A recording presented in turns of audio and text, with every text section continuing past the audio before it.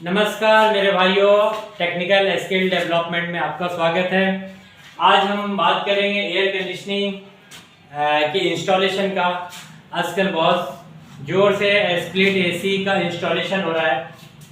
जैसे कि जो स्प्लिट एसी होता है उसके अंदर लिक्विड एंड सक्शन लाइन की कॉपर पाइपें होती है, यानी उसमें जो दो लाइनें होती हैं, जो इनडोर से आउटडोर को जो लाइन जाती है, इनडोर से आउटडोर को जो लाइन जाती है, जो इनडोर को फिक्स किया जाता है, जिस कमरे में एयर कंडीशनिंग को लगाया जाता है उस कमरे में इनडोर को फिक्स किया जाता है, इनडोर को फिक्स किया जाता है। और इस इनडोर से कनेक्शन होती है एक सक्शन लाइन, एक लिक्विड लाइन की। और जो बाहर यानी घर के बाहर जो गर्म हवा फेंकता है, जिसे कंडेंसेशन बोलते हैं, आउटडोर, वो आउटडोर को घर के बाहर लगाया जाता है। ये आउटडोर से इनडोर के बीच जो गैस की सर्कुलेशन है वो दो लाइन के माध्यम से होती है। एक लाइन सेक्शन होता है और एक लाइन डिस्चार्ज होता है, जिसको एक लाइन लिक्विड लाइन बोलते हैं, एक लाइन सेक्शन लाइन बोलते हैं। एक लाइन हाई प्रेशर का होता है, एक लाइन लो प्रेशर का होता है। हमने बहुत सी जगह पे देखा है कि जो कंपनियां इंस्टॉलेशन करती है और आउटडोर और इनडोर के बीच की जो कॉपर पाइपिंग की लाइन है, जिससे इस टाइप के कॉपर पाइप्स, ये कॉपर पाइप्स होती है। ऐसे एज पर हमारे एयर कंडीशनिंग के लोड के मुताबिक उस कॉपर की साइजेस होती है।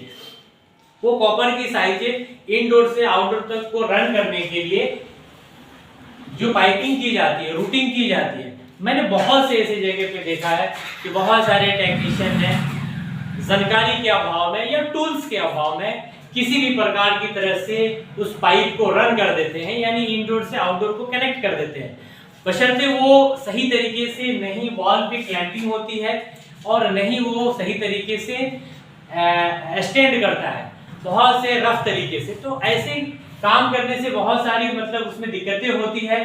सपोज दैट पाइप को टूटने का बैंड होता है या डिफेक्टिव होने का बैंड रहता है। उसके पीछे कारण ये रहता है कि टेक्नीशियन के पास मैकेनिकल बेंडर नहीं होना। जैसे सपोज दैट ये कॉपर पाइप है, ये कॉपर पाइप है। अगर इस कॉपर पाइप को अगर मुझे 90 डिग्री में, अगर इस कॉपर पाइप को, ये कॉपर पाइप को अगर हमको 90 डिग्री में अगर बेंड करना है या 45 डिग्री में बेंड करना है, सपोज दैट यहाँ हमारा इनडोर है और यहाँ हमारा आउटडोर है और रूट हमारा पाइपिंग का ऐसे जाके अगर ऐसे बनता है, सपोज दैट ऐसा अगर रूट बनता है पाइपिंग लेके जाने का, तो यहाँ पे बहुत सारे जगह पे 90 डिग्री का बेंड बन रहा है, यहाँ 90 डिग्री का बेंड बन रहा है, यहाँ 90 डिग्री का बेंड बन रहा है, यहाँ 90 डिग्री का बेंड बन रहा है। लेकिन किसी जगह पे अगर 45 डिग्री का ही भी बेंड बनता है, तो टेक्नीशियन के पास सपोज क्वार्टर की पाइप है, हल्की पाइप है, तो हाथ से बेंड कर लेते हैं।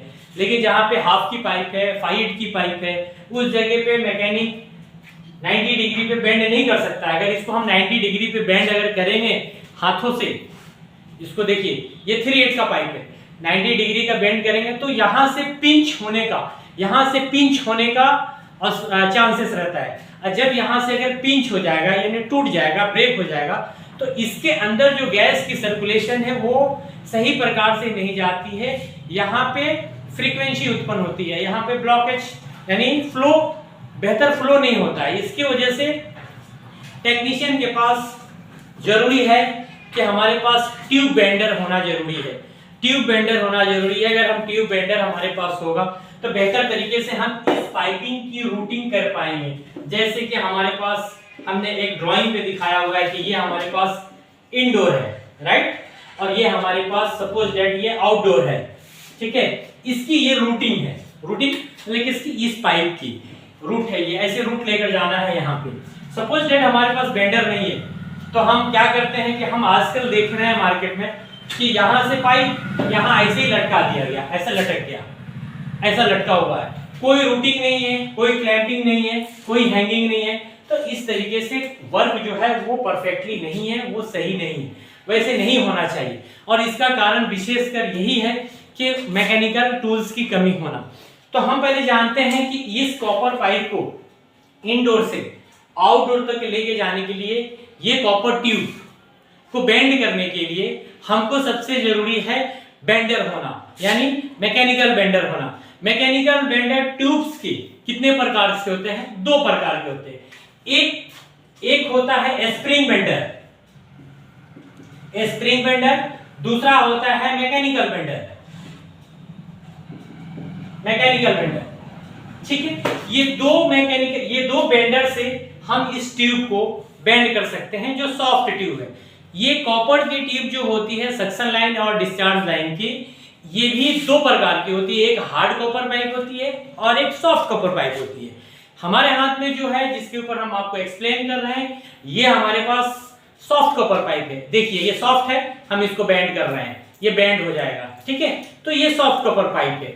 और हार्ड पाइप कैसी होती है, जैसे हमारे पास एमएस की पाइप होती है, जीआई की पाइप होती है, पीवीसी की पाइप होती है, वो हार्ड पाइप होती है, उसको बेंड नहीं किया जा सकता है, उसको काटा जा सकता है। उसी तरीके से कि कॉपर में भी हार्ड पाइप होती है, वो पाइपें बड़े बड़े मशीनों में, बड़े बड़े कैपेसिटी के मशीनों में लगाई जाती है। वो हम आपको बताएंगे अगले चैप्टर में कि हार्ड पाइप कहाँ पे यूज होता है, कितने कैपेसिटी में हार्ड पाइप यूज होती है। लेकिन हम जान रहे थे और सीख रहे थे, समझ रहे थे कि ये जो बेंडर है ये इस तरीके का अनरिस्पॉन्सिबल काम करने का टेक्नीशियन के कारण क्या है कि उसके पास बेंडर की कमी होना, उसके पास बेंडर नहीं होना, एक कॉपर ट्यूब का बेंडर नहीं है। जो बेंडर हमारे पास दो प्रकार के, एक स्प्रिंग बेंडर, एक मैकेनिकल बेंडर।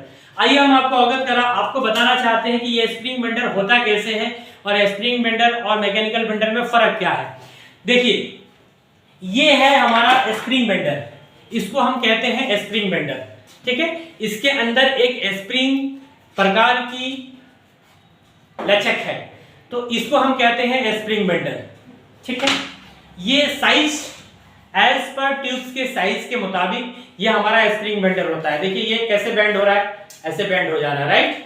तो ये हमारे ये ट्यूब है ना, ये ट्यूब के साइज के अनुसार, साइज के लिमिटेशन के अनुसार ये स्प्रिंग बेंडर की साइजेस होती है। ये हमारे पास जो साइज है मैं आपको दिखा रहा हूं, ये 5/8 की साइज है कॉपर ट्यूब की। अभी ये जो हमारे पास साइज है ये हाफ की साइज है। अब इसको हम करते कैसे हैं, सपोज दैट यहां से ये पाइप है हमारे पास, सीधी पाइप है, ये हमारे पास कॉपर की पाइप है सीधी, इसको हमको 90 डिग्री पे बेंड करना है। हल्की पाइप है तो बेंड हो जाएगा। अब ये स्प्रिंग बेंडर है, ये स्प्रिंग बेंडर है, इसको हम इधर से ऐसे डालेंगे, ऐसे डाले, हमने जहां पे 90 डिग्री का मार्किंग किया है वहां पे हम इसको ऐसे करके बेंड कर लेंगे, ऐसे करके बेंड कर लेंगे, ऐसे बेंड कर लेंगे, तो हमारी प्रॉपर यहां से बेंड हो जाएगी। ठीक है, ये प्रॉपर बेंड हो जाएगी। तो ये हुआ हमारा स्प्रिंग बेंडर। आइए हम इसको देखते हैं कि भाई अब मैकेनिकल बेंडर कौन सी है। ये है हमारी मैकेनिकल बेंडर, इसको हम मैकेनिकल बेंडर कहते हैं। इस बेंडर के माध्यम से ये हमारी है मैकेनिकल बेंडर। ठीक है, इस तरीके की बेंडर होती है। ठीक है, जिसे copper pipe, soft copper pipe को बेंड किया जाता है। देख रहे हैं इसमें बहुत सारी चीजें दिखी है, इसमें पॉइंट दिख रहा है कि कितने डिग्री पे हमको बेंड मारना है, 45 डिग्री, 90 डिग्री, 180 डिग्री। ठीक है, इसमें सारी चीजें मार्किंग है। अब इसको चलाना कैसे, अब इस बेंडर को चलाएंगे कैसे, इस बेंडर को बेंड कैसे करेंगे। सपोज दैट ये हमारा कॉपर पाइप है, ये हमारा कॉपर पाइप है, ये कॉपर पाइप स्ट्रेट है। ठीक है, ये टूल्स रहने से मैकेनिक को बेहतर तरीके से पाइप रूटिंग करने में आसानी होती है और क्वालिटी होती है। अब ये बेंडर नहीं होने की वजह से टेक्नीशियन क्या होता है कि मशीन को इंस्टॉल करने जाते हैं और जैसे कि तैसे उन्होंने वापस उसको इंस्टॉल करके और इनडोर से आउटडोर को फ्लैट नट कनेक्ट करके मशीन चालू करके कस्टमर को दे देते हैं। और इसकी बीच की जो पाइपें हैं वो ऐसी हवा में रहती है, बशर्ते वो टेक्निकली सही नहीं है, राइट नहीं है। तो हमें अच्छा काम करना है, हमें कस्टमर को अच्छा काम करके देना है। कस्टमर हैप्पी है तो वो आपको दोबारा फिर बुलाएगा और आपसे काम कराएगा। अन्यथा कहने का मतलब है कि उसका काम अगर अच्छा नहीं है तो कस्टमर आपको फिर दोबारा नहीं बुलाएगा। तो कस्टमर को बेहतर काम करने के लिए आपके पास टूल्स होना बहुत ही जरूरी है। टूल्स, परफेक्ट टूल्स होना बहुत ही जरूरी है, तभी आप वर्क की क्वालिटी दे पाएंगे। तो हम बात कर रहे थे मैकेनिकल बेंडर की। अब ये है मैकेनिकल बेंडर, इसको हमको अगर बेंड करना है तो इसको हम इस तरीके से रखते हैं, ऐसा पकड़ेंगे और ये कॉपर पाइप को ऐसा डालते हैं। ठीक है, अब ऐसे डाल दिया, ये ऐसा डाल दिया। ठीक है, इधर आओ, ये ऐसे डाल दिया। अब आपके पास पकड़ो, आपके पास जब भी आप साइट पे जाते हैं तो आपके पास एक हेल्पर होता है, टेक्नीशियन के साथ एक हेल्पर होता है, एक असिस्टेंट होता है। तो असिस्टेंट वो बहुत सारी चीजों को टेक्नीशियन के साथ में हेल्प करता है। तो अब हमने इसको, ये कॉपर पाइप को हम अपने मैकेनिकल बेंडर में ऐसा पकड़ लिया और इसको हमने ऐसा कर लिया, ठीक है। आइए अब देखा, आपको दिखाते हैं कि ये जीरो है, ये जीरो है, यहां से इसको लॉक हो गया, ये लॉक हो गया। अब ये यहाँ पे 45 डिग्री है, यहाँ पे 45 है। अब आपको जितने का मारना है, अब इसको ऐसा घुमाइएगा, ऐसा घुमाइएगा। अगर 45 को मारना है तो ये 45 का बेंड हो जाएगा, 90 को मारना है तो यहाँ पे लेकर आइएगा तो ये ऐसे बेंड होते चला जाएगा 95 का। अगर यू मारना है, 180 का मारना है तो इसको, इस बेंडर को पूरा अगर यहाँ लेकर आएंगे तो यहाँ पे 180 का हो जाएगा। तो इस तरीके की बेंड अगर कीजिएगा तो आपको बेंड में क्वालिटी मिलेगी और अच्छे तरीके से आप बेंडिंग पाइपिंग के ट्यूब्स को बराबर से आप 90 डिग्री, 45 डिग्री, 180 डिग्री पे आप अच्छे से बेंड कर पाएंगे। और जो रूटिंग है वो इनडोर से आउटडोर का जो कॉपर पाइप यानी सक्शन एंड लिक्विड लाइन का जो रूटिंग है उसको आप बेहतर तरीके से आप रूट कर पाएंगे, इंसुलेटेड कर पाएंगे, क्लैंपिंग कर पाएंगे, जिससे वो पाइपिंग देखने में सुंदर दिखेगी। आज का सब्जेक्ट, आज का ट्रेनिंग और आज का क्लास और आज का आप लोगों के लिए ये अनुभव यही था कि बेहतर तरीके से पाइपिंग कैसे किया जाए, कॉपर पाइपिंग की, सक्शन और लिक्विड लाइन की। और हमें कभी भी कॉपर पाइपिंग करने के लिए और बेंड करने के लिए हमें मैकेनिकल बेंडर का उपयोग करना चाहिए और स्प्रिंग बेंडर का उपयोग करना चाहिए। हाथों से नहीं करना चाहिए क्योंकि कम साइज की पाइपें हो जाती है, लेकिन जैसे आप 5/8 का और 3/8 का या और भी साइजेस का अगर पाइप आप करते हैं तो बेंड नहीं हो पाती है, जिससे आपको क्वालिटी नहीं मिलता है। चलिए नमस्कार, इसी बातों से आज की क्लास को खत्म करते हैं।